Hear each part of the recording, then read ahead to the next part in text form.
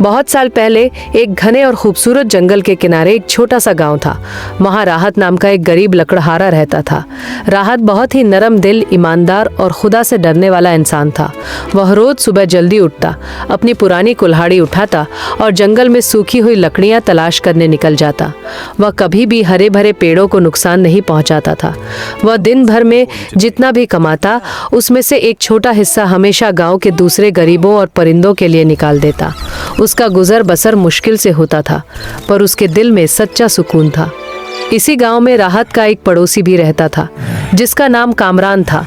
कामरान राहत से बिल्कुल अलग, बहुत ही लालची, चालाक और जलन रखने वाला आदमी था। वो हमेशा कम मेहनत में ज्यादा पैसा कमाने के चक्कर में रहता था। जब भी वह राहत को मुश्किल हालात में भी मुस्कुराते हुए देखता, तो उसे अंदर ही अंदर जलन होती थी। हमेशा सोचता कि राहत इतना गरीब होने के बावजूद हमेशा शुक्रगुजार क्यों रहता है। एक बार सर्दियों के मौसम में जंगल में ठंड बहुत ज्यादा बढ़ गई। धुंध इतनी गहरी थी कि रास्ता देखना मुश्किल था।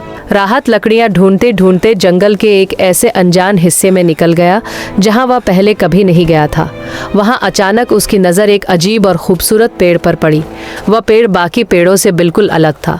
उससे एक हल्की नीली और सुनहरी रोशनी निकल रही थी, लेकिन बर्फबारी और ठंड की वजह से वह पेड़ सूख रहा था। उसके तने पर बर्फ जमी हुई थी और वह कमजोरी से कांप रहा था, जैसे उसमें कोई जान हो।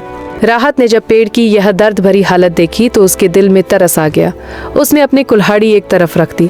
उसने पेड़ को काटने के बजाय अपने हिस्से का पीने का गर्म पानी उसकी जड़ों में डाला और फिर अपनी ही पुरानी गर्म शॉल उतारी और उस पेड़ के तने के चारों तरफ लपेट दी, ताकि वह ठंड से बच सके। वह खुद ठंड में कांपता रहा, पर उसे खुशी थी कि उसने एक बेजुबान की मदद की।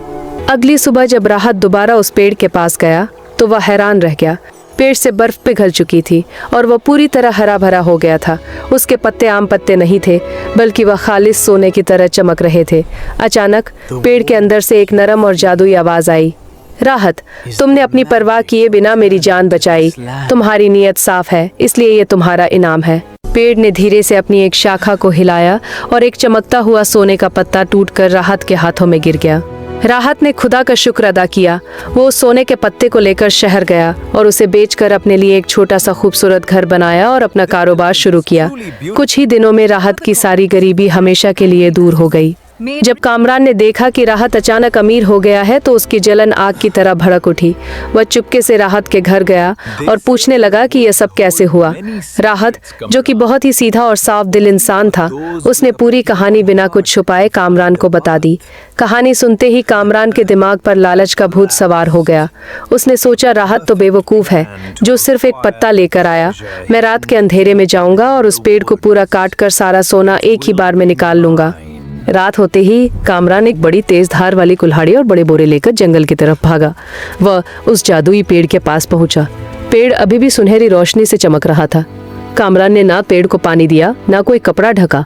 उसने गुस्से और लालच में आकर अपनी कुल्हाड़ी उठाई और पूरी ताकत से पेड़ के तने पर दे मारी। जैसे ही कुल्हाड़ी पेड़ को लगी, एक डरावनी बिजली कड़की। पेड़ की सुनहरी रोशनी अचानक गायब हो गई। वह जादुई पेड़ सोने के बजाय एक भारी काले पत्थर में बदल गया। इससे पहले कि लालची कामरान वहां से भाग पाता, वह भारी पत्थर का तना टूटकर कामरान के ऊपर गिर गया और उसका शरीर उसके नीचे फंस गया। वह दर्द और पछतावे से चीखने लगा, पर उस घने जंगल में उसकी आवाज सुनने वाला कोई नहीं था।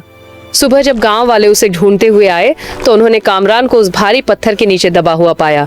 वह बच तो गया, पर हमेशा के लिए चलने फिरने से लाचार हो गया।